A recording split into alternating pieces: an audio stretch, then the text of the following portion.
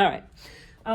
So along with your X-Acto knife coupled with ruler, I think it's equally important to learn how to really effectively use a mat cutter like this.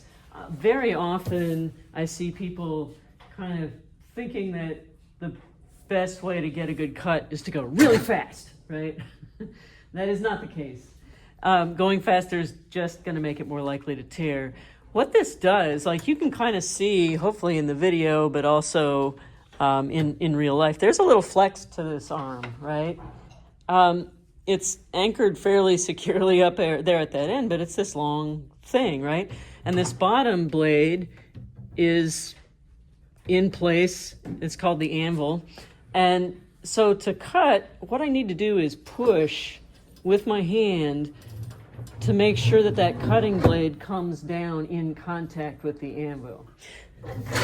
So pushing in is going to always get you the better cut, especially with poster board, which is very lightweight. Look, you can move that thing down and it's like magic. The paper is safe.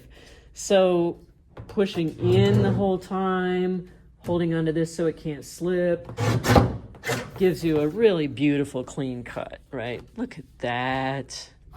It's pristine. And the advantage to this, especially for something like what we're working on, the 7 by 7 inch squares, is that you won't even need to make measurements on this board because there are measurements on the table. I've put a piece of tape conveniently at the 7 inch mark. See the little 7 on there? Maybe you can, maybe you can't. Take my word for it. It says 7 inches right there, and it says it up here. But sometimes just so that you don't get lost, it's nice to just kind of put a little bit of a marker down. Zoom that in a little bit. So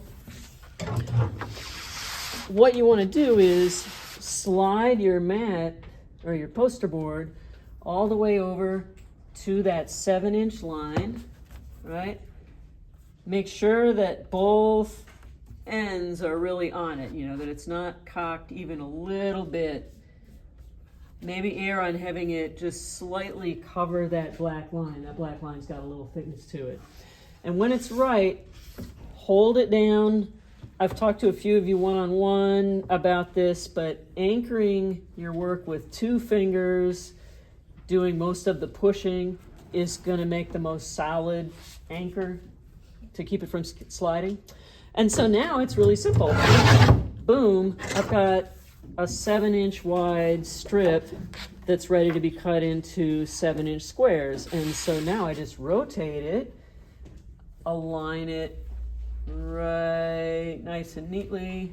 And you can see you can even check for square because this thing is just crisscrossed with nicely measured little pieces or little marks.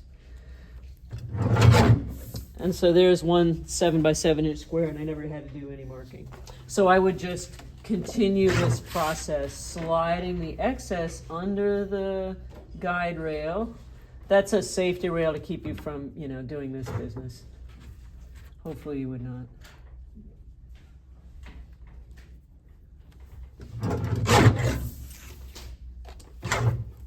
And these boards are going to give you a little excess because I want to say they're like 22 by 28. And so you'll have an inch left over in that 22 direction because 7 times 3 is 21. So you'll want to check your work by doing one of these numbers. You can do that with your paper strips as well. But you just want them to be 7 by 7. Easy peasy.